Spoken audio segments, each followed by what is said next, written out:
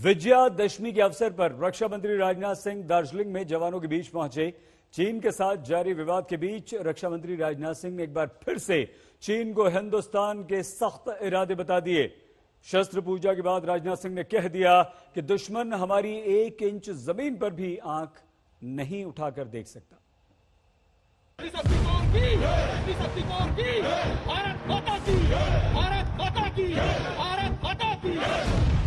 हिंदुस्तान की कसम है, छेड़ा तो छोड़ेंगे नहीं। इस मिट्टी की सौगंध है, दुश्मन ने नजरें उठाई तो बर्बादी तय है। भरोसा है हिंदुस्तान का, गिद्ध नजरें हमेशा के लिए झुक जाएंगी।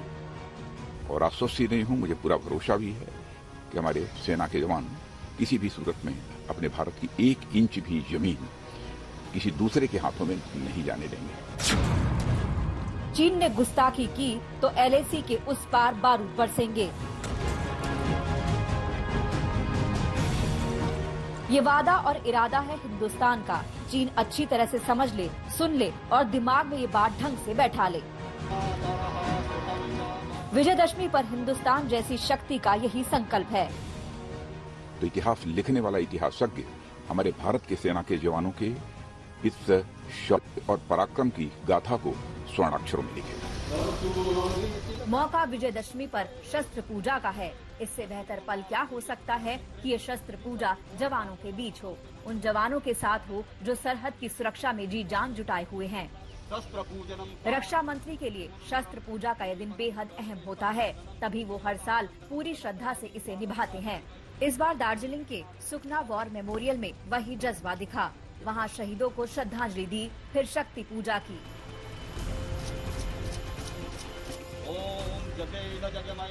पूरे मंत्रोच्चार के साथ रक्षा मंत्री ने कलश पूजा को संपन्न किया। सेना प्रमुख नरवणे भी उनके साथ थे। दोनों ने जवानों की मौजूदगी में इस परंपरा का निर्वाह किया और अगले ही पल वो सेना की ताकत को सलाम करने पहुंचे। इस वॉर मेमोरियल में सेना के अत्याधुनिक हथियारों को सजाकर रखा गया था। यहाँ भी मंत्रोच्चार के बीच रक्षा मंत्री ने यहाँ गंगा जल अर्पित किया। उन पर रक्षा सूत्र बांधा, फूल चढ़ाए और दुनिया की सर्वश्रेष्ठ सेना में से एक भारतीय सेना को नमन किया। जब तक सूर्य और सत्य की दिव्य रश्मियां इस धराधाम पर अपनी छटा बिखेरती रहे, भारतवर्ष के स्वाभिमान का प्रतीक भारतीय तिरंगा पूरे आन बान और शान के साथ दिग दिगंत तक लहराता रहे। LOC पर अप्रैल से ही विवाद है। जिद्दी चीन बदलने को तैयार नहीं, जो वादा किया उस पर अमल करने को तैयार नहीं। ऐसे में दोनों देशों की सेना LAC पर इस पार और उस पार पोजीशन लिए हुए हैं। इन सब के बीच रक्षा मंत्री शनिवार को सिक्किम भी पहुंचे। वहां 33वीं कोर के मुख्यालय में जाकर जवानों की हौसला अफजाई की, ताज़ा हालात के बारे में जाना और फिर तैयारियों पर चर्चा की। लगे हाथ रक्षा मंत्री ने चीन को बता दिया कि कोई भी नापाक इरादा अगर उसके दिमाग में पल रहा हो तो उसे त्याग दे, क्योंकि हिंदुस्तान तैयार बैठा है। इस समय भारत और चीन की सीमा पर भी जो तनाव चल रहा है, भारत तो ये चाहता है कि यह तनाव समाप्त हो, शांति स्थापित हो। उद्देश्य हमारा ये है। लेकिन कभी कभी कुछ ऐसी नापाक हरकतें होती रहती हैं। लेकिन मैं पूरी तरह से आश्वस्त हूं और आश्वस्त ही नहीं हूं, मुझे पूरा भरोसा भी है कि हमारे सेना के जवान किसी भी सूरत में अपने भारत की 1 इंच भी जमीन किसी दूसरे के हाथों में नहीं जाने देंगे। बतौर रक्षा मंत्री सेना के जवानों के बीच शस्त्र पूजा की काफी अहमियत है। ये गौरव का पल है कि हिंदुस्तान की आन बान शान के लिए डटे जवानों के बीच जाकर रक्षा मंत्री ने उन्हें सलाम किया।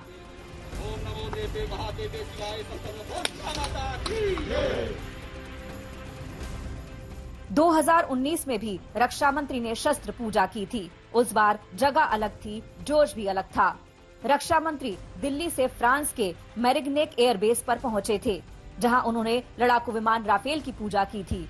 अब वो लड़ाकू विमान हिंदुस्तान में है, जो किसी भी संकट की घड़ी में दुश्मन को बेदम करने के लिए मुस्तैद हो चुके हैं।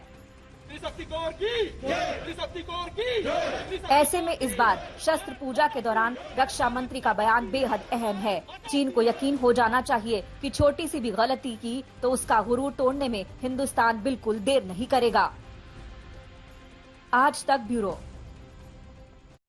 चीन की नीयत पर विश्वास नहीं किया जा सकता क्योंकि चीन ने अब तक जो भी वादा किया उसे निभाया नहीं।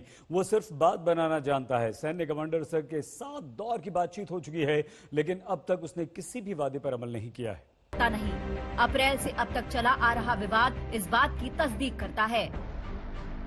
चीन को बयानबाजी पर भरोसा है, अमल पर नहीं। अगर ऐसा नहीं होता तो वो सैन्य स्तर की बातचीत में समझ चुका होता। राजनयिक पर भारत की तमाम कोशिशों का असर भी दिख रहा होता, लेकिन अब तक ऐसा नहीं हुआ। चीन हर बार वार्ता की मेज पर आया और सिर्फ वादे किए हैं, शांति की दुहाई दी है, लेकिन हकीकत क्या है ये पूरी दुनिया देख रही है। सुखना वॉर मेमोरियल में रक्षा मंत्री का जो अंदाज आज दिखा, कुछ इसी अंदाज में वो पहले भी चीन को आगाह कर चुके हैं। जुलाई में भी उन्होंने हथियार उठाकर जवानों की हौसला अफजाई की। साथ ही चीन को संदेश भी दिया था कि वो हिंदुस्तान को कमजोर समझने की भूल न करे। हम अशांति नहीं चाहते, हम शांति चाहते। हमारा चरित्र रहा है कि हमने दुनिया के किसी भी देश के स्वाभिमान पर चोट पहुंचाने की कभी कोशिश नहीं की। लेकिन यह भी मैं कह देना चाहता हूं 2 टूक शब्दों में, यदि कोई दुनिया की ताकत हमारे स्वाभिमान पर चोट पहुंचाने की कोशिश करेगी तो उसे किसी भी सूरत में हम बर्दाश्त नहीं करेंगे। उसका हम मुंहतोड़ जवाब देने के लिए भी तैयार रहेंगे। दोनों देशों के बीच तनाव कम करने के लिए अब तक के लिए कोर कमांडर स्तर की 7 दौर की बातचीत हो चुकी है, लेकिन कोई ठोस नतीजा नहीं निकला। बीजिंग का अड़ियल रवैया उसे बर्बादी के कगार पर पहुंचा चुका है। दिल्ली से मनजीत नेगी और अभिषेक भल्ला के साथ आज तक ब्यूरो।